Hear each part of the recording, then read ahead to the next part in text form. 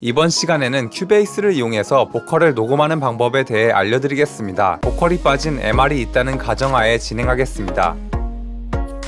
먼저 마이크와 오디오 인터페이스를 연결해야 합니다. 양쪽 XLR 케이블을 이용해서 마이크와 오디오 인터페이스를 연결합니다. 마이크는 마이크 스탠드를 이용해서 고정해주세요. 다이나믹 마이크가 아닌 컨덴서 마이크를 이용할 경우 반드시 연결을 먼저 하고 나서 팬텀 파워의 전원을 넣어줍니다. 고장의 원인이 되기 때문입니다. 팬텀 파워는 오디오 인터페이스에 48V 버튼을 눌러 넣어줄 수 있고, 따로 스위치가 없는 오디오 인터페이스의 경우 소프트웨어상에서 설정해주기도 합니다. 마이크를 사용하지 않을 때에는 팬텀 파워를 꺼두시고요. 팬텀 파워를 끄고 나서는 마이크를 분리해도 괜찮은데요. 팬텀 파워의 잔여 전류가 완전히 사라지기까지 시간이 걸리기 때문에 전원을 내리고 나서 30초 정도는 기다렸다가 빼야 한다고 합니다.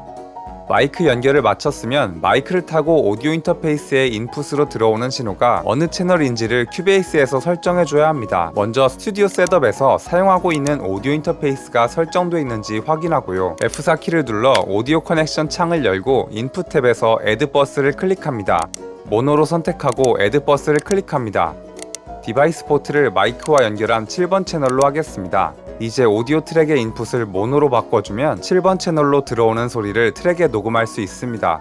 오디오 트랙을 만들겠습니다. 가운데 영역을 우클릭하고 Add 오디오 트랙을 클릭합니다. 보컬은 마이크 하나로 녹음하기 때문에 한 채널만 있는 모노로 설정해주고 Add 트랙을 클릭합니다.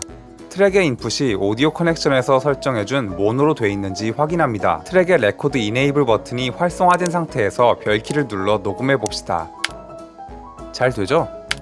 다음으로 마이크 위치에 대해서 설명하겠습니다. 대부분의 마이크는 단일 지향성이라는 특성을 갖는데요. 단일 지향성은 마이크 정면의 소리를 더 크게 녹음하는 특성입니다. 때문에 마이크 정면을 입 쪽으로 향하게 해야 합니다. 마이크와 입의 거리는 10에서 25cm 사이로 해보세요. 여러 시도를 해서 소리가 가장 좋은 위치를 찾으면 되겠습니다. 다만 거리가 가까워질수록 근접 효과 때문에 저음이 커진다는 거 기억하세요.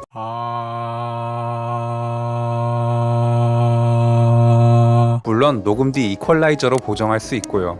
이제 MR을 들으면서 녹음해 볼게요. 보컬 소리만 녹음하기 위해 스피커는 끄고 대신 MR 소리가 밖으로 새지 않는 밀폐형 모니터 헤드폰을 써야 합니다. 트랙의 모니터 버튼을 눌러 마이크로 녹음되는 소리가 헤드폰에서 바로 들리게 해줍니다. 이 기능이 활성돼 있어야 보컬이 MR과 자기 목소리를 듣고 정확하게 노래할 수 있습니다. 모니터 버튼을 눌렀으면 반드시 스피커는 꺼주세요. 피드백 현상이 발생할 수 있으니까요. 스칼렛 시리즈처럼 오디오 인터페이스에 다이렉트 모니터 기능이 있다면 모니터 버튼 대신 다이렉트 모니터 기능을 쓰셔도 됩니다. 다이렉트 모니터 기능은 오디오 인터페이스로 들어간 신호를 바로 들려주는 기능입니다. 헤드폰의 모니터 레벨을 적당히 조절해주고 마이크의 소리를 내보면서 오디오 인터페이스의 인풋의 게인을 올려줍니다. 레벨 미터를 보고 평균 마이너스 15dB로 해보시되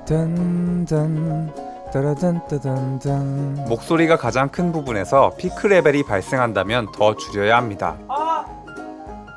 MR 소리도 보컬과 잘 어우러져서 들리도록 조절합니다. 준비가 끝났네요. 메트로놈을 켜고 별키를 눌러 녹음해 보겠습니다. 메트로놈 볼륨도 조절해주면 좋겠죠? 마음에 들 때까지 녹음하고 여러 트랙을 만들어 괜찮은 부분만 골라서 편집할 수도 있습니다. 컨트롤 드래그를 하면 좌우 위치를 고정한 채 이벤트를 옮길 수 있어요. 보컬 편집에 대해서는 다음 시간에 이어서 설명해 드리겠습니다. 구독, 좋아요 감사합니다.